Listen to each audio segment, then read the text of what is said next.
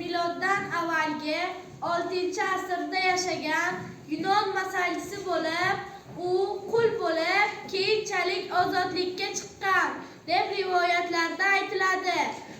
Uning masallarida hayvonlar, voqealar sodda va ixcham tarzda bayon qilingan. Hayoti Ezop frigiyalik qul bo'lib, keyinchalik ozodlikka chiqqan. U Lidiya shohi Kres saroyida xizmatda bo'lgan va Delfa shahrida o'ldirilgan deb taxmin qilinadi.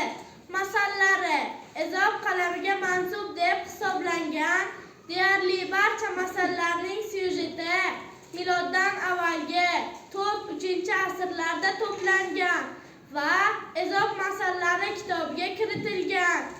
Masallarda personajlar asosan hayvonlar bo'lib, voqealar sodda va ixcham tarzda bayon qilingan.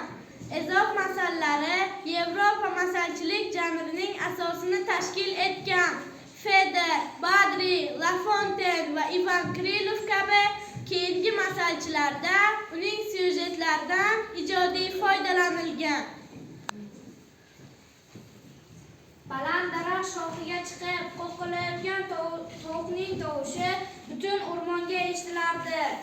Ochligidan sillasi qurigan tulkini e'tiborni tortib, kelib uni hiyla bilan pastga tushirib yemoqchi bo'ldi. Kechirasan, qadrdonim tovuq.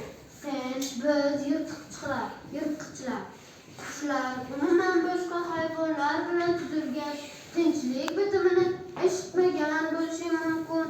Biz endi bir-birimizni ovlamaymiz, aldamaymiz va qo'rqitmaymiz.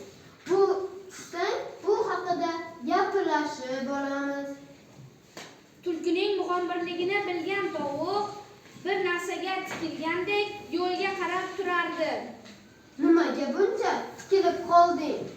Men bir to'da itlarni ko'ryapman.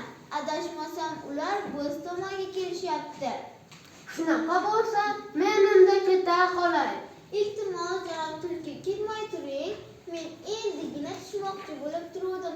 Keling, itlar kelishini kutib turamiz. Ular kelgandan so'ng tinchlik bitimini birgalikda muhokama qilamiz. Yo'q. Itlar haligi tinchlik bitimini eshitmagan bo'lishlari mumkin. Hissadan hissa shuki, tasodifan taklif qilingan do'stdan ehtiyot bo'ling.